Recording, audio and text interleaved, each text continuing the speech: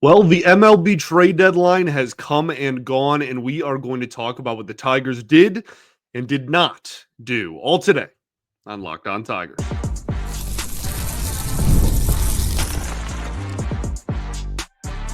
You are Locked On Tigers, your daily Detroit Tigers podcast, part of the Locked On Podcast Network, your team every day.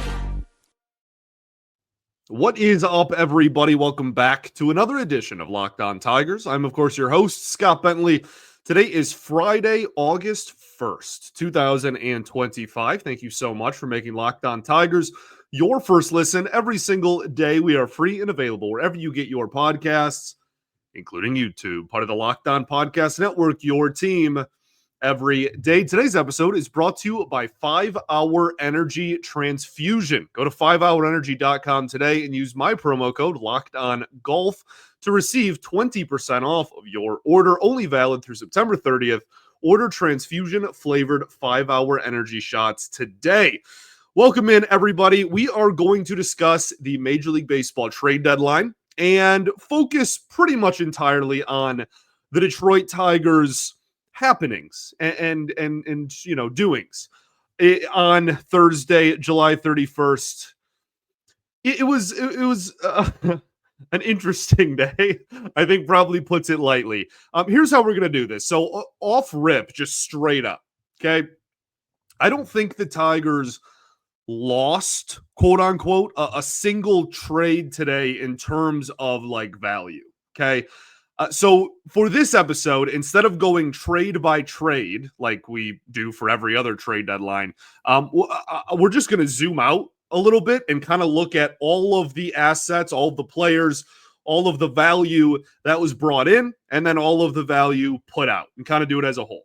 Almost every one of these deals that was made at the deadline was for a low-ranked prospect, or in a handful of like multiple cases, legitimately nothing, like player to be named later or cash considerations. So in a vacuum, deal to deal, I have zero issue with any of these. Again, I reiterate, in a vacuum, we will zoom out and I will complain for a very long time. So the additions that the Tigers made: Charlie Morton, Rafael Montero, Paul Sewald, Chris Paddock. Obviously, Chris Paddock already has made a start for the Tigers, and that trade was earlier in the week. Kyle Finnegan, Cody Hewer, Randy Dobnik, and Joseph Quinones, who's a low-level prospect. Okay? Subtractions: Jim Jarvis. Love Jim Jarvis, by the way. Wishing him nothing but the best. Really fun player to watch. Jim Jarvis, Enrique Jimenez, Josh Randall, RJ Salas, PJ Poulin, Dietrich Enns, Matt Manning, Tyler Owens, and then, again, several deals for cash consideration.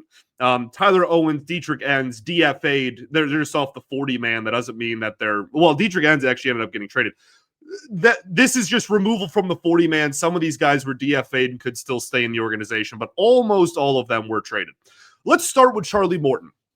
This season has a 5.42 ERA since early May. He has been better, but over the last month or so, he has an ERA of about 5 again. I saw a lot of people that were like, hey, if you get rid of April, he's got like a 3.5 ERA or something. Well, if you only look at the most recent, 6 or 7 starts, his ERA is also 4.98. So I'm not really sure that works, but there you go. He has decent swing and miss this season, despite the fact that he's 41 years old.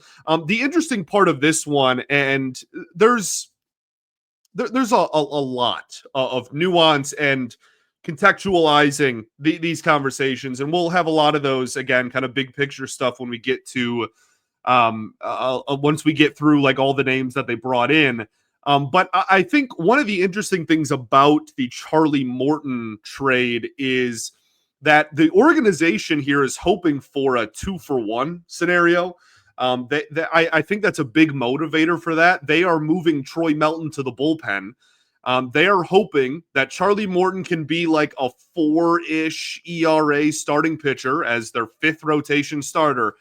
And then on top of that, they improve their bullpen by throwing in Troy Melton, who can throw 100, right? So instead of going out and trading for an actual high-end reliever, they brought in a starter that boots Troy Melton and are hoping that Melton can kind of fill that role and be a great reliever for them down the stretch. So I think that's kind of the nuance with that one, is like they're hoping for a 2-for-1 there. Rafael Montero has a splitter and a fastball, has a 5.4 ERA. His projective stats are much better than his actual stats. If you're into that kind of stuff, the reason why is because he gets a lot of swing and miss, and he gets a decent amount of strikeouts, which is something this bullpen desperately lacks at the present moment. I will not deny that. They have no velocity in the back end of the pen. They have no whiffs, no swing and miss stuff, and it's very frustrating. And so he at least brings that. He also brings an ERA of almost 5.5 and has a horrible walk rate, which is something that this organization really prioritizes. But, give and take, I guess, to kind of all these players. He has legitimately, it's like 13% or something. It's one of the worst in all of baseball in terms of highest walk rates by qualified pitchers. His career ERA is also 4.76. So this isn't necessarily like an outlier, really bad season. But he kind of is what he is in that regard. Paddock and Dobnik, we talked about earlier in the week. Don't have to talk about those again. Paul Sewald, a 4.70 ERA in 18 games this year, was hurt in April until early July, came back for like a week and a half, and now is back on the injured list at 35 years old with a shoulder strain in his throwing shoulder. He will not be back until September at the earliest.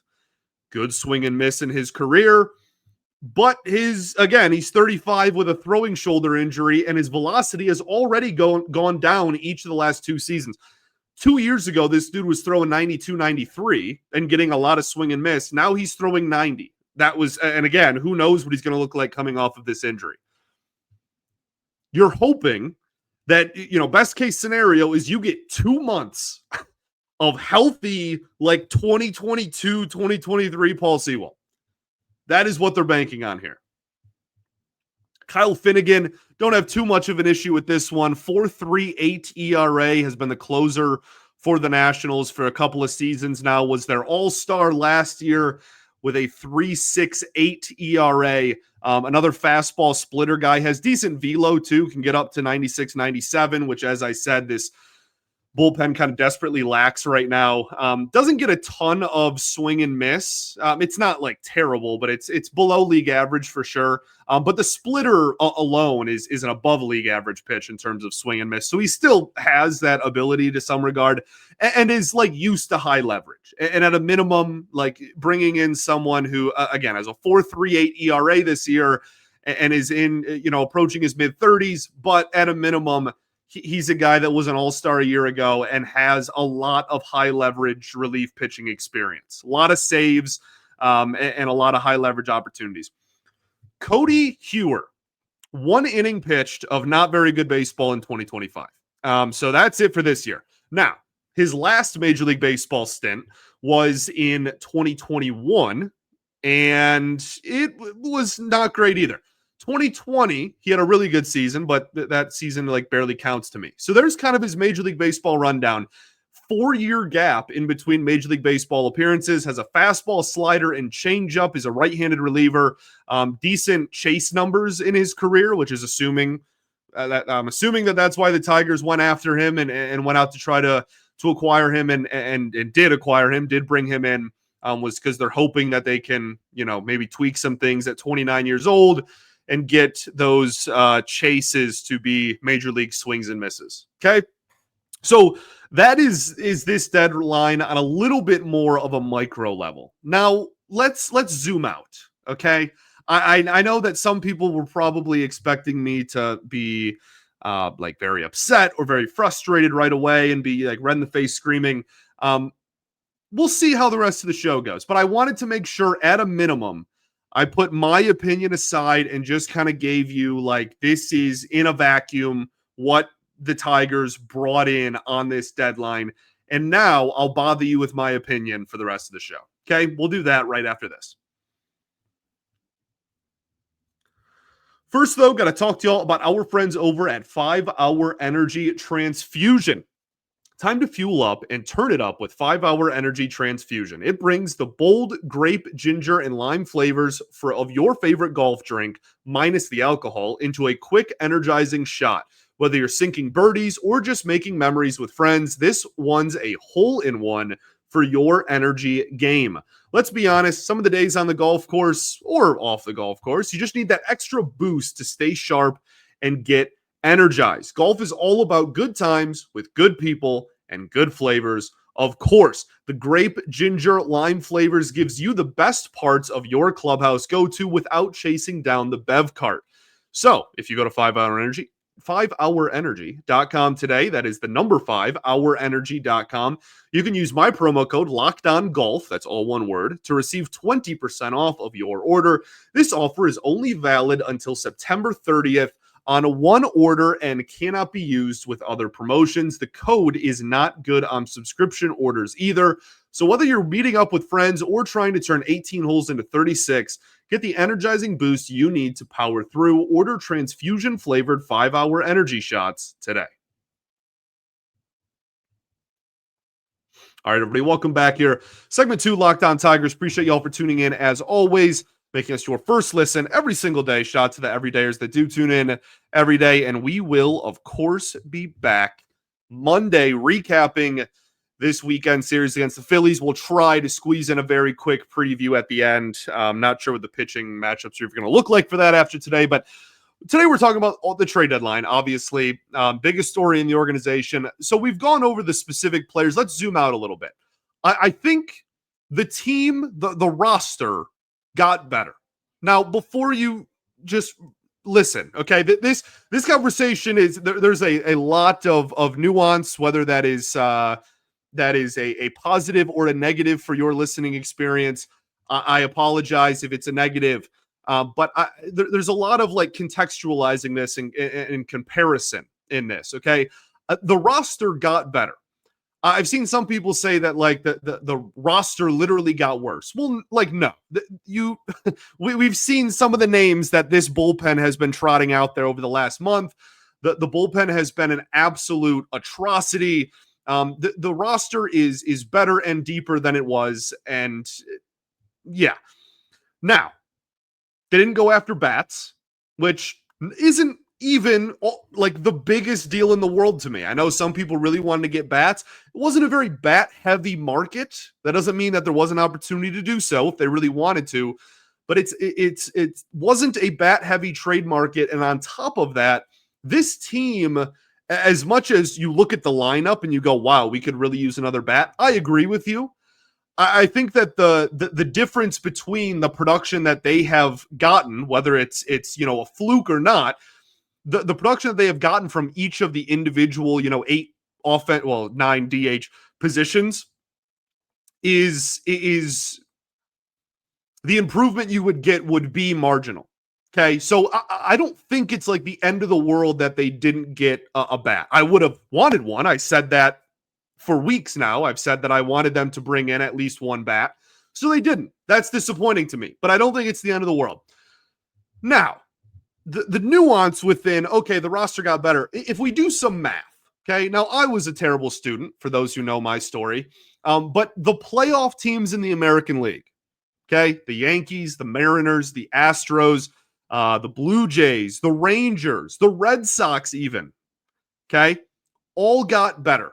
And some of those especially, got a lot better. The Tigers are tied for the best record in the American League, and I think there is a very winning argument that they got passed by a handful of teams, if not all of those teams I just mentioned.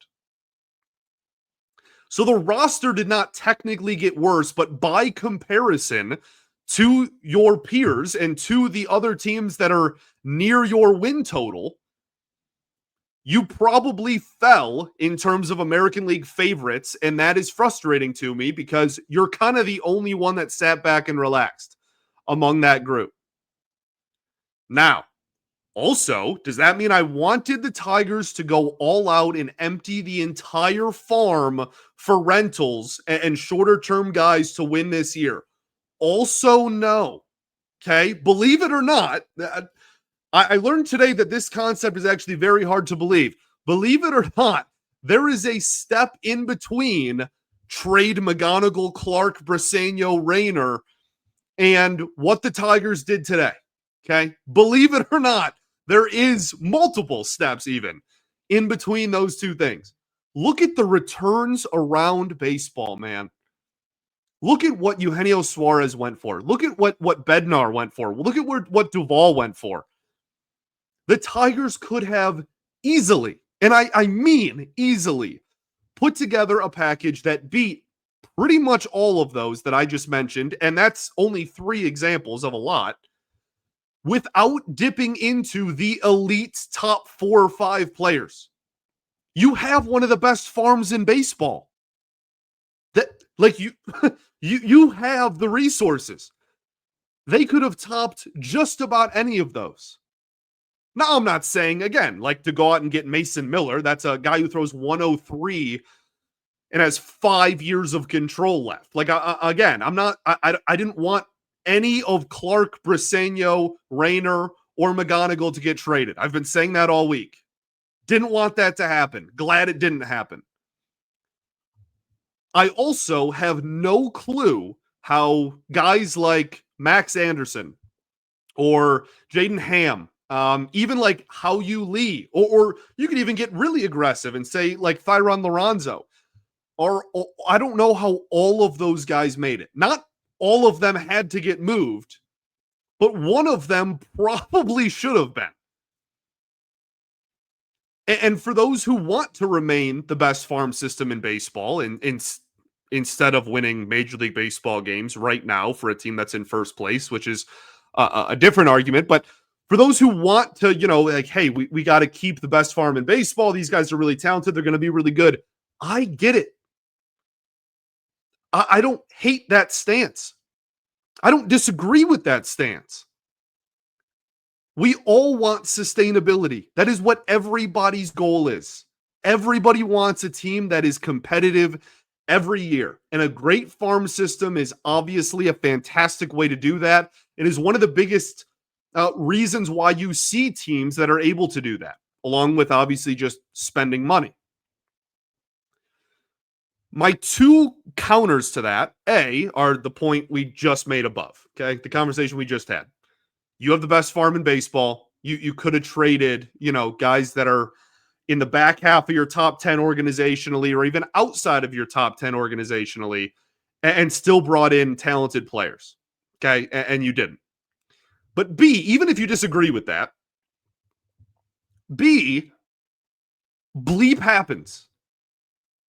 The Diamondbacks were in the World Series with a very young and talented roster 2 years ago and now are selling. The Orioles won 101 games 2 years ago and now are last place in the American League East. The Cubs back in 2016 had the young core in the top farm system in baseball that everybody said when they won the World Series in 2016, this is going to be a dynasty. They're going to be back year after year after year. They never even came close to that ever again. The White Sox had arguably the best farm system in baseball in 2017 and 18.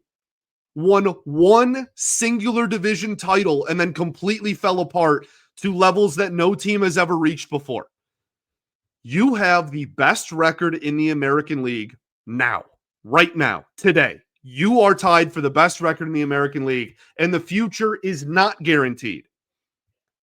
You could have traded some lower rated prospects that aren't your elite guys to still prioritize sustainability, and also still made winning this year a more feasible priority.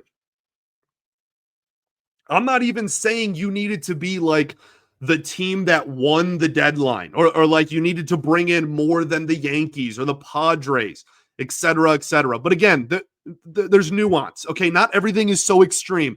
There are multiple steps in between what the Tigers did today and going all in, which I think is very fair and not an unreasonable ask. I really don't. The reason why I wanted a little bit more this deadline, and just kind of in general, dating back to even last winter, more of a little bit of a sense of urgency, is because you have a year and a half left of Tarek Skubal. And I have said this point a lot on this show and on other shows I've been on. I genuinely think it is the highest form of hypocrisy to not buy while he's on the roster and then also not extend him. I think that is inexcusable and absurd. And Scott Harris was straight up asked about the Skubal window. Evan Petzold of the Freep is the quote that I saw. I don't know who asked the question originally, but his response I saw in an Evan Petzold article. And he rejected the premise of the Skubal window, which honestly, like, I respect, kind of. I don't think that's like a lame thing to do, okay? What is he supposed to say? Like, yeah, you're right, we're only going to win the next year and a half, and then we're going to suck. Like, no, like you have a really good farm system. You have guys that we're all really excited about. I don't even necessarily disagree with that. But there is something absolutely to be said for maximizing the assets you currently have. You have the best pitcher in baseball. He's not just good. He's not just great. He's not just an all-star caliber pitcher that you're hoping to sign in free agency or you're hoping, Jackson Jobe or Troy Melton turn into. He is number one, numero uno. There is no one better. And it really sounds like you only have him for the next year and a half, and you're not taking advantage of that. And that's unbelievably frustrating to me. Let's keep going. I got a few more things I want to bring up, then we'll preview the weekend. Okay? We'll do that right after this.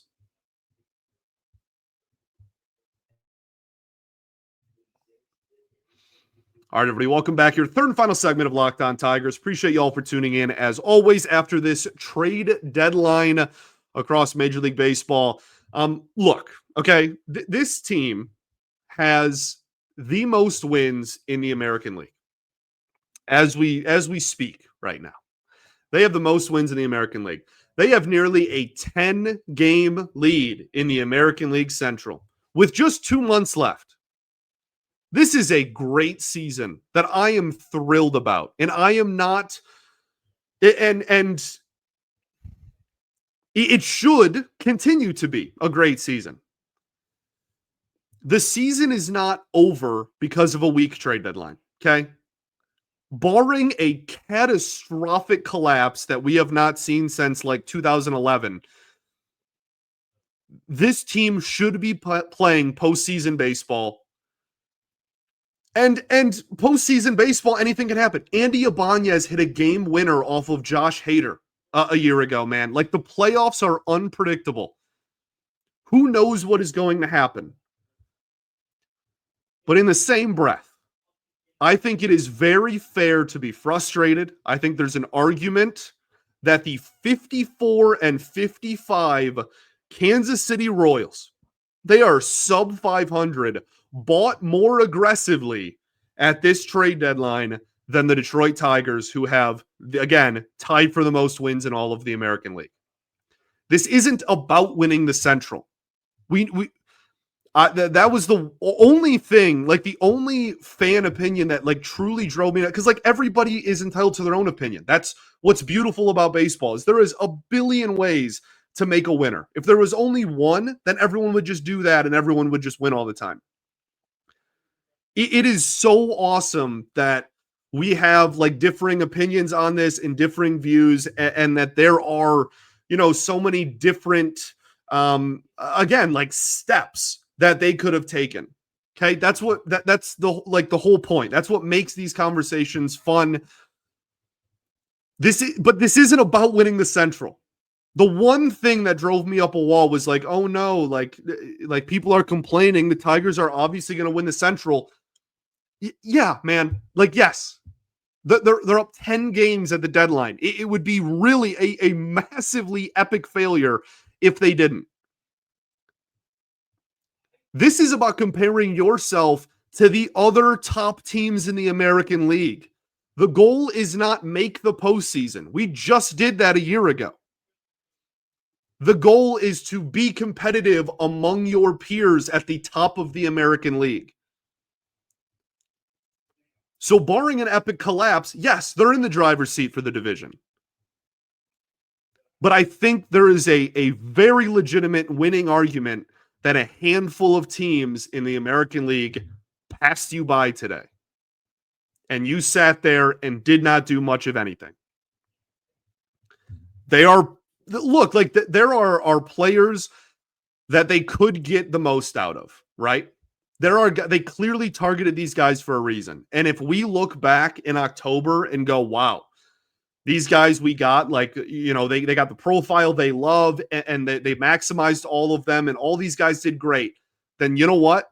That's awesome. And we'll talk about how much of an overreaction it was that, people were freaking out at the trade deadline and how, Scott Harris is so smart and how Federer is so good at his job and how Hinch is a genius for how we utilize everyone. And we will have all of those conversations like we did last year. But there is also a very real and very legitimate chance that you did not add a single impact player to this team that, again, I will broken record this until the cows come home, has the most wins in the American League. There is a real argument that is the case. Now, I like Finnegan. I think he'll be decent for us. Morton has a few month stretch where he's been decent. Melton, I think, will be fantastic out of the bullpen. I've been saying that since May. You got some more swing and miss. I'm not saying the opposite either. I'm not saying that I'm not saying you objectively didn't add anyone of impact. I'm just saying that it's not guaranteed that you did. And I think that is a huge, huge, huge disservice, not only to the fans, okay? Because at the end of the day, the front office of any team is going to do what they think is best for the team, okay? They're not trying to appease like, oh, well, we have to make, a big splash because the fans want to necessarily, right? They're trying to put a winning ball club, hopefully, a winning ball club on the field. Not only is it a disservice to the fans, I think it is a disservice to the players. I think it matters that your front office is like, you know what? We got a squad this year. We have a squad this year, and we're going to get you the help you need to get over this hump. And you know what, Tarek? We don't know what the future holds. Scott Boras client, you're probably going to free agency, man. And it'll be a giant bidding war. And honestly, there's not a great chance that we win that, right? But that doesn't mean that we're going to waste bullets. That doesn't mean we're going to waste innings for a pitcher in the modern era where pitchers are getting hurt at a rate higher than ever before in the history of the sport. We're not going to waste bullets of the greatest pitcher breathing oxygen right now. And we're actually going to put together an aggressive approach and go for this thing. Look at the offseason, too. The entire offseason was one-year deals. They didn't all suck. Gleyber Torres has been great. But we have yet to see long-term commitment at the major league level in really any capacity. No one's been given a long-term extension. No one's been given a long-term contract. No one's been traded for that has multiple years of control left that we can utilize. And again, they have the most wins in the American League. This is an awesome season, and I'm going to continue to be pumped the rest of this season. But if we get into the playoffs and Tarek Skubal goes 6 shutout and then we lose 5-2,